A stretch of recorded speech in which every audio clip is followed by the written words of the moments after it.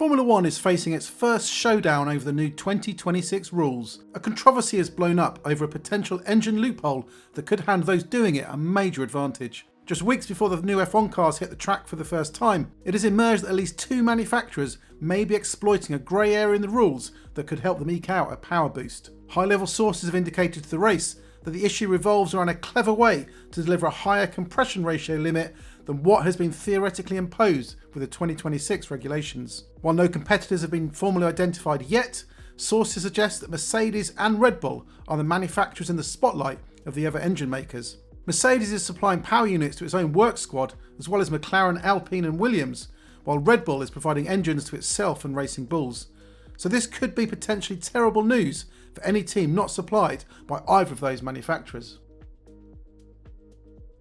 At the heart of the controversy is a limit of compression ratio that each engine is allowed to run at. Compression ratio refers to the ratio of an engine cylinder's volume when its piston is at its lowest point in the cycle compared to the volume when the piston is at its highest point in the cycle. For example, a 10 ratio means that the fuel-air mixture is compressed to 1/10 of its original volume. In general terms, higher compression ratios lead to more power and improved fuel efficiency. However, there are limits to how high things can go without further headaches being caused by the risk of premature ignition. Go too far and this can cause uncontrolled combustion and trigger engine knocking, which is not good for performance nor mechanical wear. For the new 2026 power units, the regulations dictate that the compression ratio in a cylinder can be no higher than 16. This is a drop from the 18 level that was part of the previous rule set. With teams well aware of gains that can be had if they can increase the compression ratio, it is suggested that clever designs are being used to help some get over the 16 limit and yet still fully comply with the regulations as they're written. This is being achieved because, under the wording of the rules, the compression ratio is only measured in the garages and not when the engine is running at high temperatures out on track. Sources suggest that parts are being used in the engines that deliberately expand when the engine is running hot, helping push the piston closer to the top of the cylinder than when the power unit is cold. It is not clear exactly how this is being achieved. One way could be through use of metals in the conrod that expand to change how high the piston reaches. The conrod is the link between the piston and the crankshaft. But it could also be achieved through the use of other components on the crankshaft that could change the dynamics of the cycle. The specific rule at the centre of this matter, Article 5.4.3 of the technical regulations, has been altered several times over recent months as the topic has become a central point of focus between the different manufacturers. In October, it was added that the procedure to measure the compression ratio would be executed at ambient temperature. Just last week, a new wording of the rules outlined that the way the measurements would be taken would be detailed by each PU manufacturer according to a guidance document issued by the FIA. Furthermore, the FIA added that this procedure must be approved by the FIA technical department and included in the PU manufacturer homologation dossier. The FIA is well aware of the debate over the compression ratio issue, but equally acknowledges that the procedures for checking are the same as they were with the old rule set. An FIA spokesman told the race that the regulations clearly define the maximum compression ratio and the method for measuring it, which are based on static conditions at ambient temperature. This procedure has remained unchanged despite the reduction in the permitted ratio for 2026. The new behaviour could have emerged because manufacturers may have realised, amid the change of characteristics with the 2026 regulations, that there are grounds to seek advantage from chasing a higher compression ratio than what is laid down in the rules. And after years of operating a compression ratio of 18, getting close to that will clearly be an obvious target. Much of the focus for the 2026 regulations has revolved around the increased battery power available and new active aero.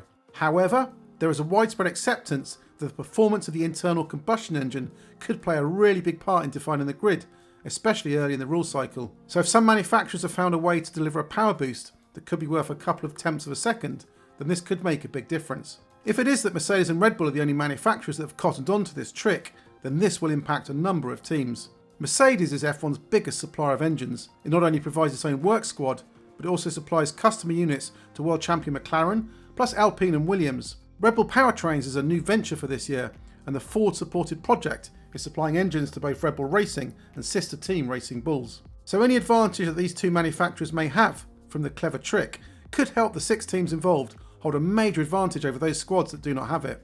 Elsewhere on the grid, Ferrari is supplying its main squad plus Haas and Cadillac, while Honda is working with Aston Martin and Audi is supplying itself. The FIA's single-seater director Nicholas Tombazis said recently that he thought the big spread initially in the grid would be dictated by the engine. There are already mechanisms in place that allow manufacturers to catch up if they are behind though, through extra spending in the cost cap and more development work on dynos. So this is one potential avenue that, if there is no resolution to the controversy at the start of the season, could allow those that are not running the trick to develop it. The FIA concedes that the matter over the compression ratio trick has triggered debate among manufacturers about interpretation and compliance over recent weeks. Discussions are likely to continue between the car makers and the FIA about what happens next, because if the trick proves to be decisive in delivering a big advantage, then it will need a resolution. But quite where things will go is hard to be sure of right now. Those that have managed to exploit this area will want to keep hold of all the gains they have, while those that don't have it will want it clamped down on.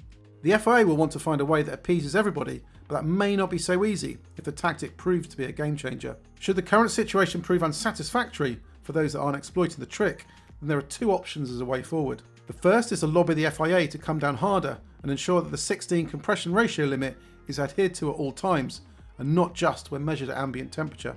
The FIA itself has suggested that, if the matter blows up further over the next few weeks and agreement cannot be reached with everybody, then procedures could be changed, or even the regulations revised. But it concedes that right now, the regulations do not require measurements to be taken when engines are running hot, so there is not much else it can do. Furthermore, it is well known that thermal expansion of engine components is a natural phenomenon, so it's not something that can be outlawed totally.